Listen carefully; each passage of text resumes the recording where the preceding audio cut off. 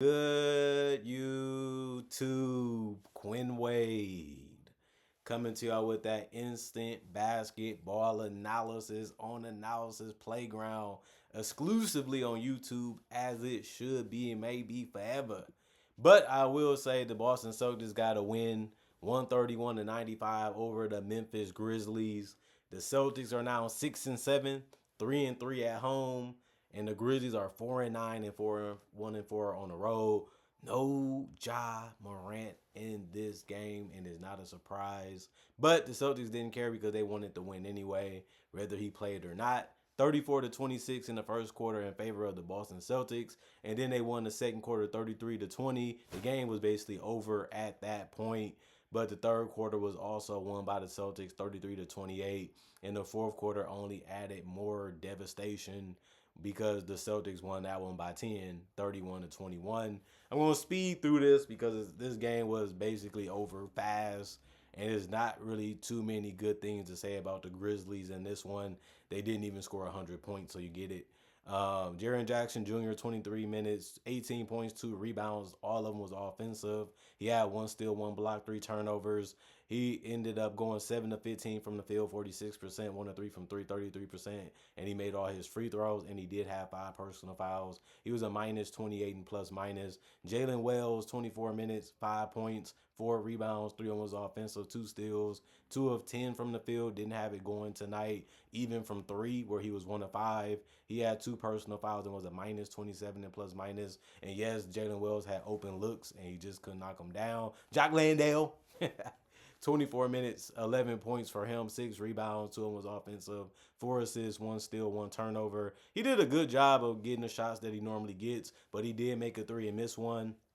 He also had 1 personal foul, was a minus 30 and plus minus. Kentavious Caldwell Pope, 19 minutes, 0 points, 3 rebounds. 1 of them was offensive, 3 assists, 1 steal, 1 turnover, 0 of 3 from the field.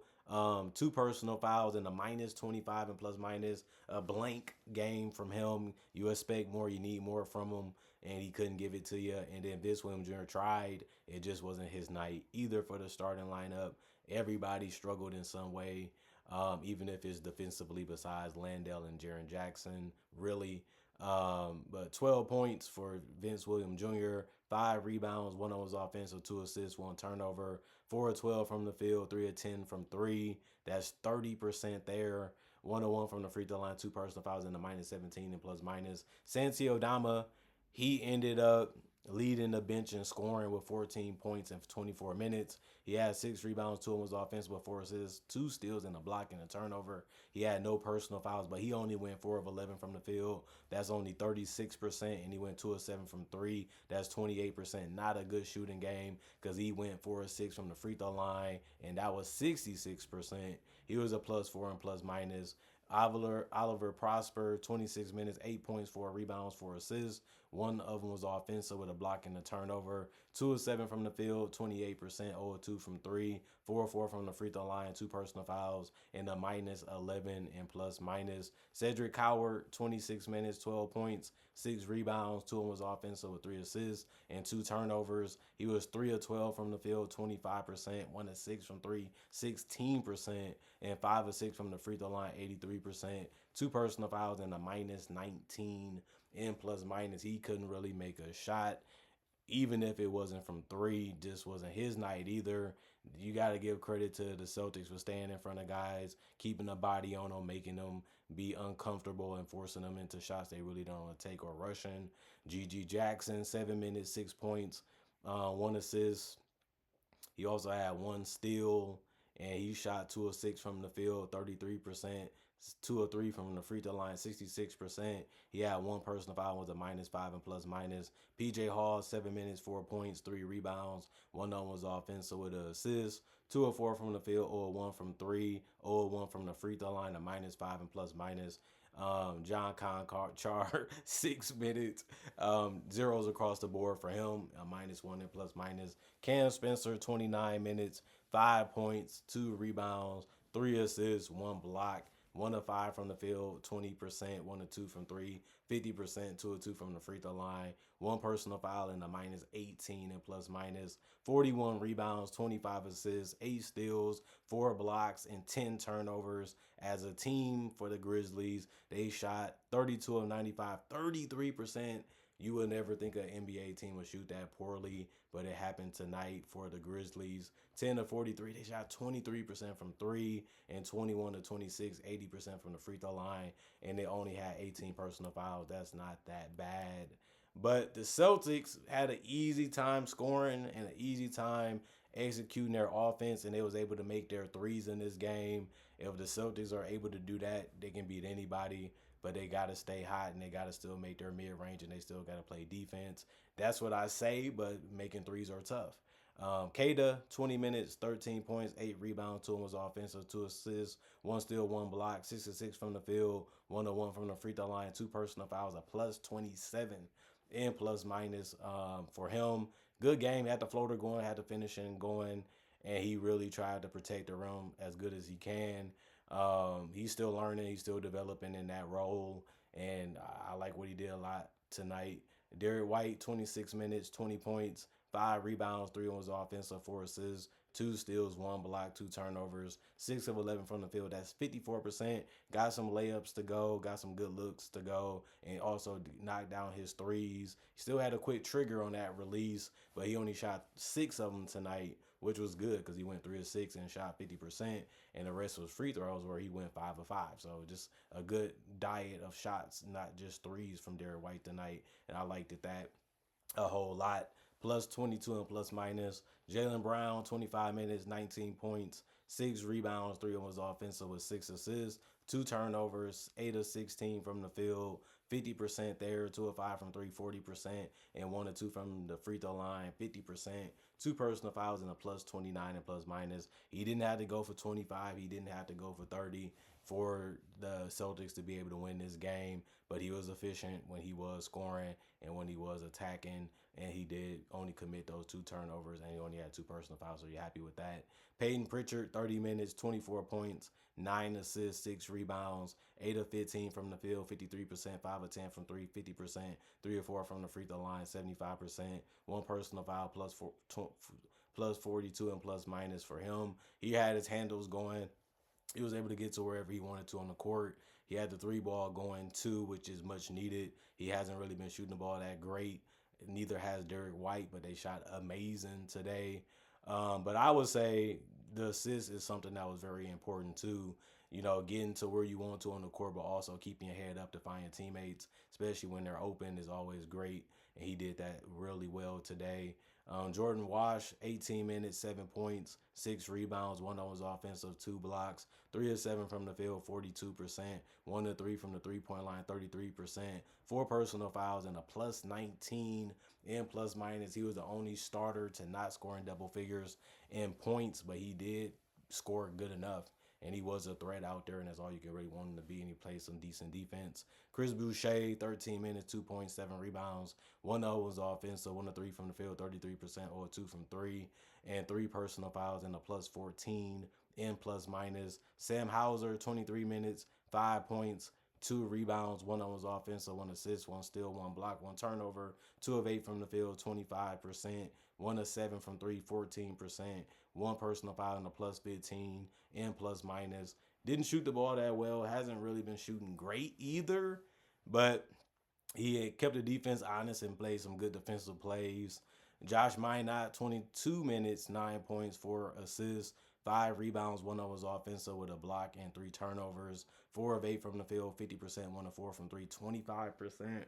1 personal foul and a plus 2 and plus minus. He's mainly out there for his length, his size, his defense, his rebounding, and his potential floor spacing ability. And he did all of those things today while also keeping the ball movement. And Luka Garza had another good game. 17 minutes, 14 points, 7 rebounds. 5 of them was offensive with an assist. He was 6 of 8 from the field, 75%, 2 of 3 from the three-point line, 66%. 3 personal fouls and a plus 2 and plus minus. He did a good job finishing in the around the rim and getting boards and going straight up. When he had got the rebounds and was able to score efficiently that way, and he also made some tough threes. I know they was open, but it's still a tough shot. Anthony Simons, 22 minutes, 6 points, 4 rebounds, one of them was offensive, 7 assists. 2 of 10 from the free, 2 of 10 from the field, 20%. 2 of 6 from three, 33%. -1 and plus minus. He didn't take, you know, good shots was there, but he just didn't hit them as much as you wanted them to. It's okay though, because like I said, they was up by a lot, and he's going to have the trigger finger as he should. I mean, he's one of the better players off the bench. Should make an argument that he could be a starter. I mean, the way he's been playing, but tonight wasn't his game. Ron Harper Jr. 4 minutes, 6 points, um, one block, 2 of 2 from the field. It was all threes that he took, one personal foul, a -1 and plus minus.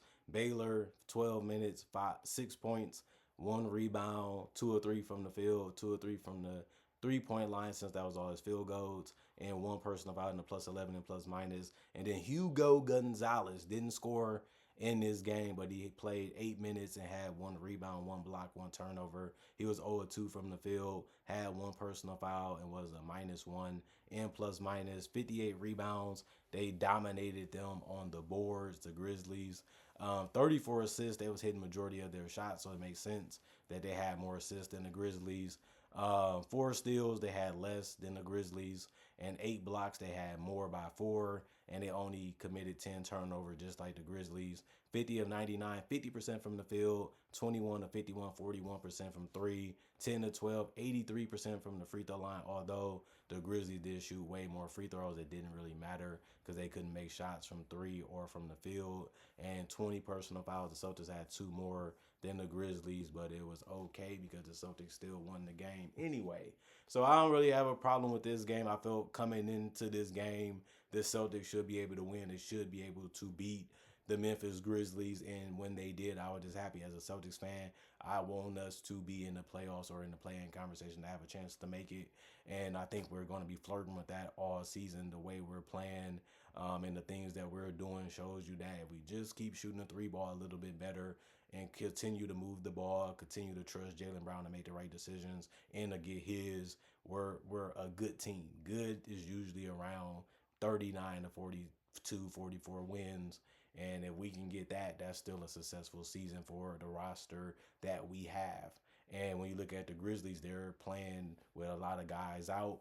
They piling up losses, and Jaren Jackson and Ja don't look like a dominant duo either. And Jaren still hasn't rebounded the ball well. He's still getting in foul trouble. Things that we knew when he came into the NBA has never been cured, has never been fixed. And it has been one of his detrimental parts to his career, is that he never evolved and, got better in those areas. But tonight was a night where the Memphis Grizzlies, they showed up and they got put out right away.